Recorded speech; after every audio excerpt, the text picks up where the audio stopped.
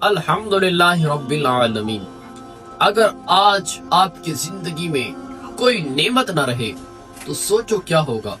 क्या आपने कभी बैठकर गिने हैं कि अल्लाह तबारक व तआला ने आपको कितनी नेमतें अता की हैं, कितने आपको सांस दिए हैं, आपको आंखें दी हैं, आपको सेहत दी है, आपको ईमान दिया है, घर दिया है, रिस्क दिया है, खानदान दिया है। अल्लाह के बंदो, क्या इन सब पर तुमने और मैंने कभी दिल से अल्लाह का शुक्र अदा किया है?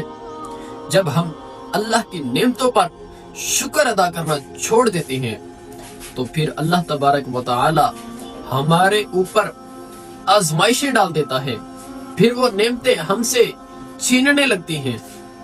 यहाँ तक फरमाया गया कि जब मैं तुम्हारे ऊपर नेमतें दूं, जब मैं तुम्हें नेमतें अता करूं, तो अगर तुम उनका शुक्र अदा करने लग जाओगे तो मैं उनमें इजाफा कर दूंगा।